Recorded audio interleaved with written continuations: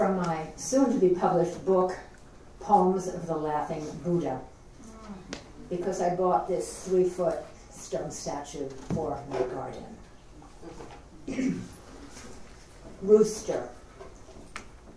Yesterday, I bought a metal rooster for my garden. The bird is painted black, white spots for feathers, a red comb, red wattles, and a pointy orange beak. And I stood him up outside my study wall, a little ways from Buddha. And now I see my bird's been toppled by the wind so that its beak is pecking at my Buddha's shoulder. And Buddha's laughing, tickled pink.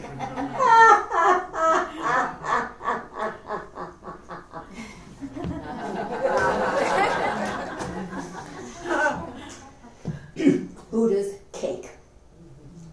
In the opened palm of Buddha's right hand is a small round cake. Message clear, life is sweet. And we shall have a feast. Wine, please, with the cake. And now a magic cup appears and full to overflowing, reminding me to see my life is not half full, not half empty, but exactly like the cups in Dante's heaven, where everybody's cup is a different size and everybody's cup is full to overflowing. So there's no comparing anybody else's cup with mine. Only seeing all the fullness of my life and celebrating how it's full with love and health and trees and birds. My pen now also pouring words so that this poem too is full to overflowing.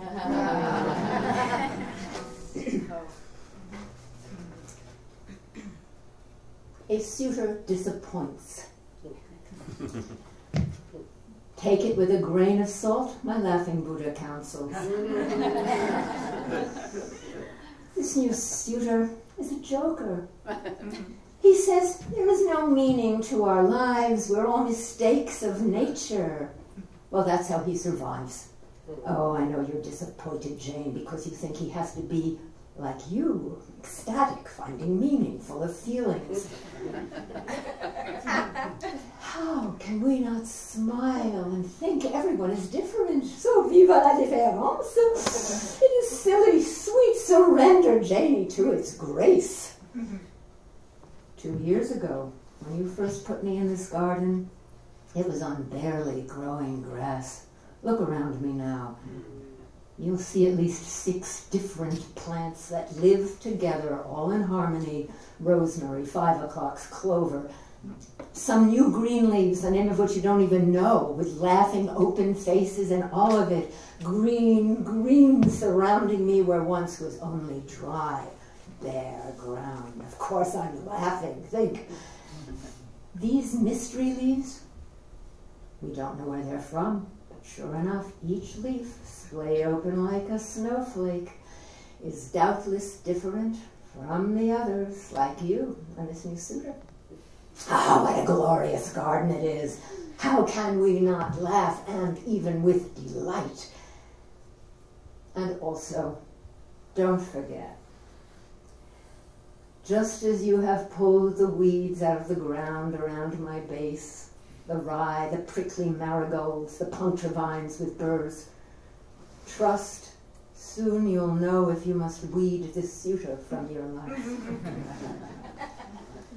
Because he doesn't make you laugh, but makes you too sad.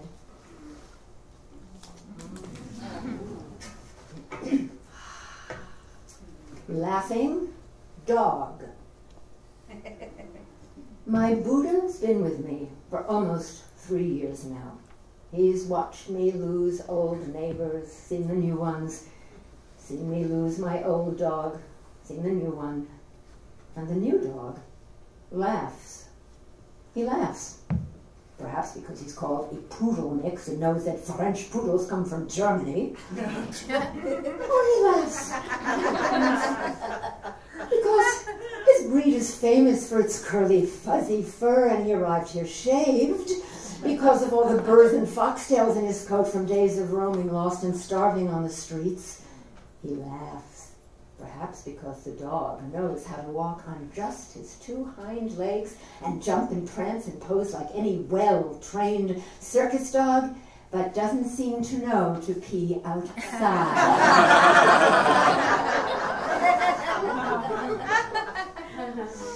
Perhaps he laughs because he knows when I was ready for this second dog, I told our local rescuer I didn't want the new one to be white because the old dog had been white, and then I told her because I couldn't help it.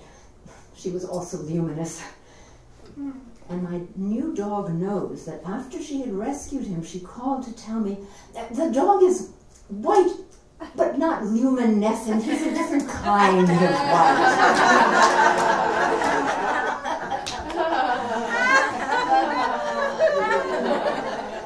Maybe you guessed the woman's also selling real estate.